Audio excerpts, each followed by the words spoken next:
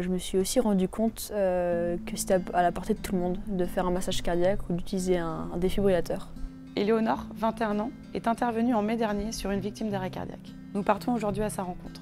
Bonjour Éléonore. Bonjour. Pouvez-vous nous raconter ce qui s'est passé ce mardi matin?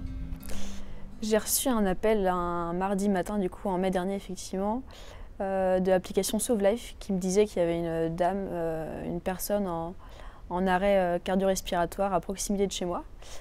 Et du coup j'ai pris mon véhicule, j'en avais pour 5 minutes en voiture, je suis allée sur place. Et arrivé sur place, il y avait déjà 2 hommes qui étaient présents, qui faisaient un massage cardiaque. Et du coup, j'ai mis en place le défibrillateur, on l'a installé. Et une fois qu'il était installé, il y a eu une décharge, un premier choc. Et les pompiers sont arrivés 15 minutes après et le SAMU a suivi 5 minutes après pour prendre leur lait. Et au moment où vous avez été déclenché, c'est donc un mardi matin, vous vous apprêtiez à aller au travail. Qu'est-ce que vous avez ressenti à cet instant? Au moment où j'ai reçu le message, un gros coup de stress. Jusqu'à ce que je m'habille, très stressée. Et après, à partir du moment où j'ai pris le volant, je me suis dit qu'il fallait aller vite, mais qu'il fallait simplement que je renverse personne. Donc j'ai pris mon temps, arrivé sur place. Plus de stress, plus du tout.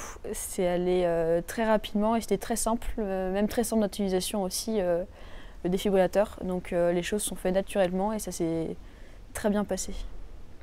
Vous étiez donc en possession d'un défibrillateur au moment de l'intervention. Pouvez-vous nous expliquer pourquoi?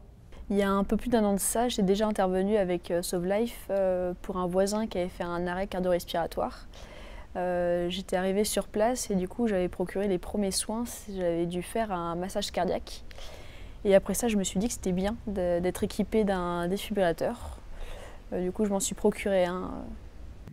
2 mois après cette intervention, est-ce que vous pouvez nous dire ce que vous en retenez et ce que ça a changé pour vous au quotidien?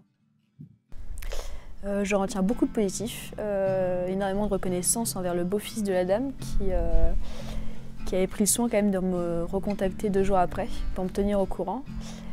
Et je me suis aussi rendu compte que c'était à la portée de tout le monde de faire un massage cardiaque ou d'utiliser un défibrillateur.